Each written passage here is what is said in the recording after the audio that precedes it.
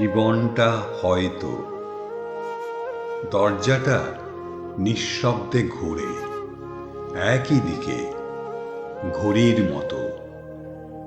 যদি উল্টো দিকে ঘোরানো যেত, কিছু কিছু ভুল শুধরে নিতাম।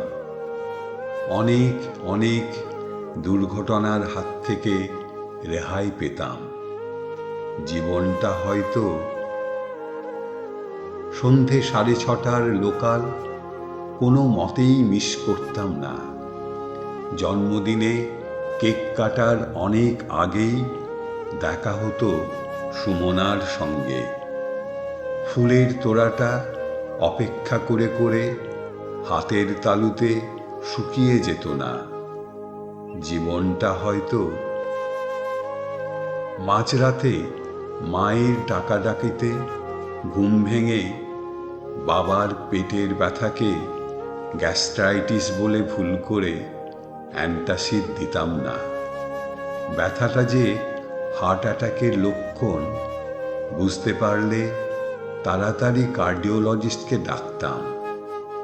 জীবনটা হয়তো রাস্তার ধারে দাঁড়িয়েছিল ভোম্বল আমারই অপেক্ষায়।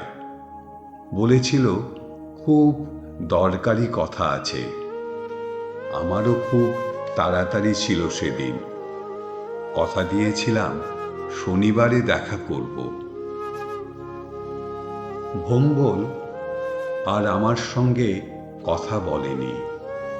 সেই রাত্রেই খবর এসেছিল ফলিডল খেয়ে মরেছে হতভাগাটা। সব কাজ তুচ্ছ করে যদি সেদিন ভোম্বলের কথা শুনতাম, জীবনটা হয়তো দরজাটা ঘোরে আস্তে আস্তে ঘড়ির মতো একই দিকে।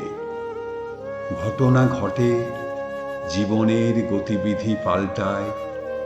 অনেক চেষ্টাতেও ঘোরানো যায় না উল্টো দিকে।